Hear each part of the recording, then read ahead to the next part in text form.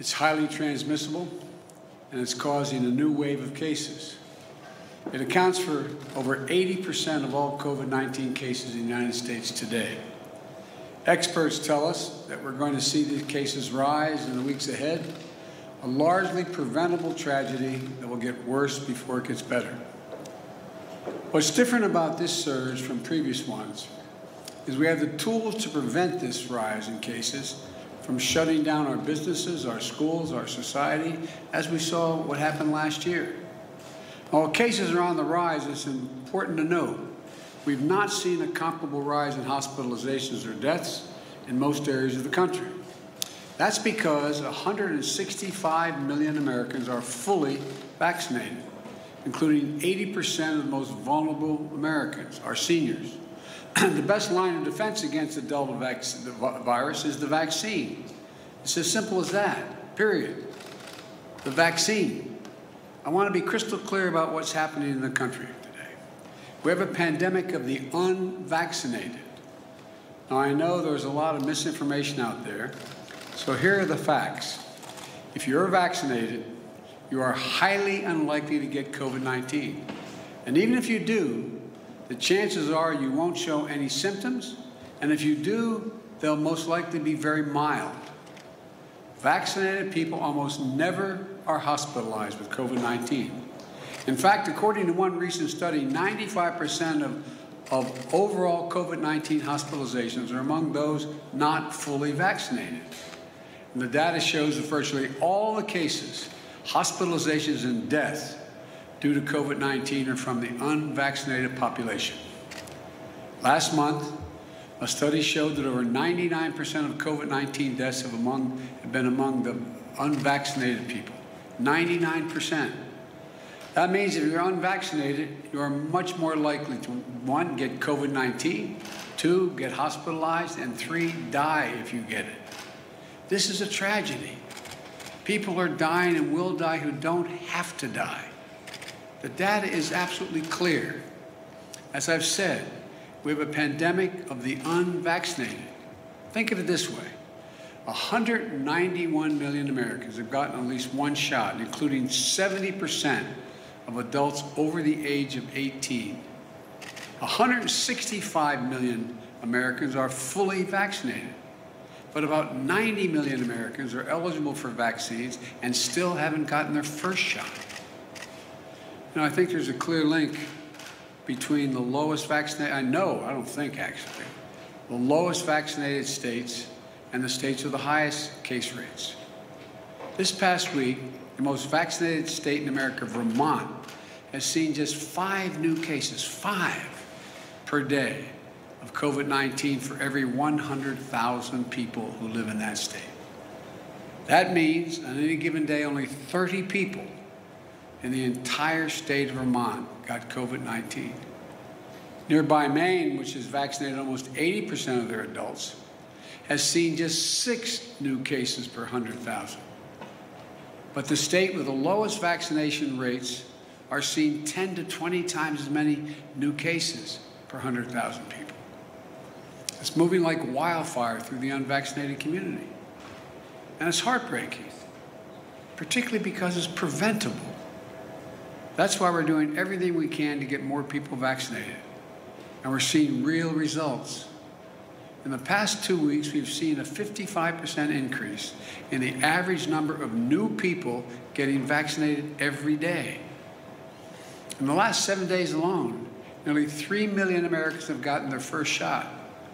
That's the highest 7-day total in a month. Importantly, over the past 2 weeks, the 8 states with the highest current case rates have seen a doubling of the number of people newly vaccinated each day. The message is getting through, apparently. Louisiana has seen a 212% increase in the average number of newly vaccinated people in that state per day, going from 3,600 to over 11,000 people vaccinated per day. Arkansas is up 99%. Mississippi is up 125%. Alabama is up 186%, going from 3,200 to 9,150 people vaccinated per day. This will make a big difference. These are encouraging signs. We have to continue our aggressive efforts to vaccinate the unvaccinated. Last week, I announced additional steps to incentivize Americans to get vaccinated, including calling on states to offer $100 for anyone willing to step up and get a vaccination shot. You know, and already Minnesota and New Mexico have done that. North Carolina announced its $100 incentive today. Places that have offered the $100. That'd be really good. I'd go back and get vaccinated 3 times. But all kidding aside, offered the $100 to get vaccination have seen an uptick of 25% in daily vaccination rates. We also announced that small and medium-sized businesses will be fully reimbursed for offering paid time off for their employees to get vaccinated, and for them to take a child or a parent to get vaccinated. And I announced some tough, sometimes unpopular steps to keep people safe and our economy strong. All federal workers must report their vaccination status or be subject to strict requirements. Any federal worker who does not attest to their vaccination status or is not vaccinated will be required to mask no matter where they work, test 1 to 2 a week, socially distance, and generally will not be allowed to travel for work. I directed my administration to take steps to apply similar standards to all federal contractors. If you want to do business with the federal government, get your workers vaccinated. And I also directed the Pentagon to look at adding COVID-19 to the list of vaccinations that are required for our troops, because the others are required. I approved the Department of Veterans Affairs to require doctors, nurses, and other healthcare workers who care for our veterans to be vaccinated. And the good news is that now many are following the federal government's lead. In the past several days, states and local officials have come out to impose similar vaccination mandates. And the private sector is stepping up as well. Even Fox has vaccination requirements. I want to thank Walmart, Google, Netflix, Disney, Tyson Foods for their recent actions requiring vaccination for employees. Look, I know this isn't easy, but I will have their backs and the backs of other private public sector leaders if they take such steps. But others have declined to step up. I find it disappointing. And worst of all, some state officials are passing laws or signing orders that forbid people from doing the right thing. As of now, 7 states not only ban mask mandates, but also ban them in their school districts, even for young children who cannot get vaccinated.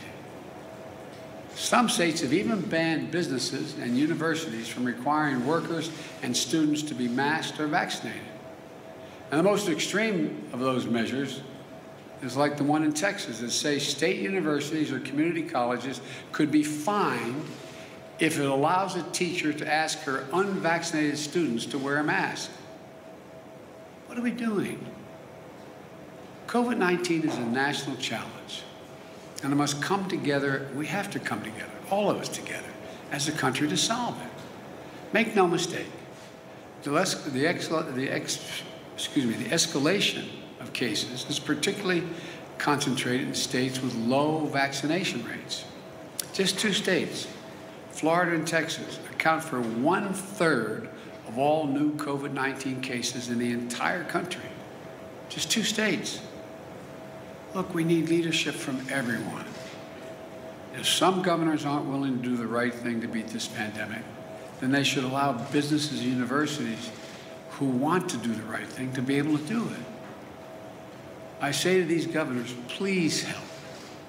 But if you aren't going to help, at least get out of the way of the people who are trying to do the right thing. Use your power to save lives. I've made it our first and top priority to have a vaccine available for every single American from the day I got elected. That was my priority. Let me be clear. We have a supply for every single American, and that will never change. At the same time, it's also in our national interest to share some of our vaccines with the world, which gets me to the second thing I want to discuss today. From the beginning of my presidency, I've been very clear-eyed that we need to attack this virus globally, not just at home, because it's in America's self-interest to do so. The virus knows no boundaries. You can't build a wall high enough to keep it out. There's no wall high enough or ocean wide enough to keep us safe from the vaccine and from the COVID-19 in other countries. In fact, just like the original virus that caused COVID-19, the Delta variant came from abroad. As long as the virus continues to rage outside the United States, potentially more dangerous variants could arrive at our shores again. We know that COVID-19 in other countries stifles economic growth, disrupts supply chains, risks instability and weakness of governments. And as we've seen in the United States, the key to growing economies is to vaccinate people. So just as the American economy is recovering, it's in all of our interest to have the global economy begin to recover as well. This is about our values. We value inherent dignity of all people, the inherent dignity of everyone. In times of trouble, Americans reach out to offer a helping hand. That's who we are. And I've said before, in the fight against COVID-19, the United States is committed to be the arsenal of vaccines, just as we were the arsenal of democracy during World War II. We're backing up that commitment. We've contributed more than any other nation to COVAX, the collective global efforts delivering COVID-19 vaccines across the world. We've supported manufacturing efforts abroad through our partnerships with Japan, India, Australia, known as the Quad. During my trip to Europe in June, I announced that the United States has purchased a groundbreaking 500 million doses of Pfizer and then donate those doses, to nearly 100 low and middle income countries who don't have the vaccine. Those doses will start to ship at the end of this month. We also announced that we donate 80 million doses of our own vaccine to supply the world, which has already begun. And today, I have an important update. We've already exceeded 80 million doses that have been gone out. As of today, the United States has shipped over 110 million doses of U.S. vaccines to 65 countries that are among the hardest hit in the world. Let me say it again. As of today, we have shipped over 110 million doses to 65 nations. According to the United Nations, this is more than the donations of all 24 countries that have donated any vaccine to other countries, including China and Russia, all those nations combined. These vaccine donations from America are free. We're not selling them. There are no demands, no conditions, no coercion attached. And there's no favoritism and no strings attached. We're doing this to save lives and to end this pandemic. That's it. In fact, we're donating vaccines to countries that have real issues we have real issues with. And we'll continue to give tens of millions of the doses away across the summer and work to increase U.S. manufacturing of vaccines around the world as well. And it's not just vaccines. We're continuing to provide countries in need with more testing, protective equipment, and personnel to stem the surge of the virus. We've done it in India and elsewhere. Let me close with this. I've said before, in the race for the 21st century between democracy and autocracies, we need to prove that democracies can deliver. And the democracies of the world are looking to America to lead again in two ways. First, to demonstrate we can control this virus at home. And second, to show we can help address it around the world. Vaccinate America and help vaccinate the world.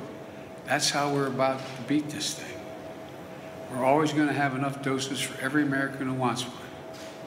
Our work in donating vaccines to the world is about America following through on our promises and delivering what we say we'll deliver, and showing how American science and technology, American business and academia, and our government can all work together. Above all, it's proving democracies can deliver. And yet again, that America is back leading the world, not by the example of our power, but by the power of our example. And if he doesn't resign, do you believe he should be impeached and removed from office? Let's take one thing at a time here. I think he should resign. I understand that the state legislature may decide to impeach. I don't know that for a fact. I've not read all that data. And he's using a photo of you embracing him in his self-defense to say that these are commonplace kind of embraces that he made and the allegations against him. Do you condone that? Look, I'm not going to fly-spec this. I'm sure there are some embraces that were totally innocent. But apparently the Attorney General decided there were things that weren't. That the allegations are correct. That back in March, that I would recommend he resign. That's what I'm doing today. I've not read the report. I don't know the detail of it. All I know is the end result. You just watched Newsmax TV, America's fastest growing cable news channel, now in more than 70 million homes. You can get Newsmax TV on your cable system or check your cable guide. And if your system doesn't carry Newsmax, call them, tell them you want Newsmax TV, because we're real news for real people.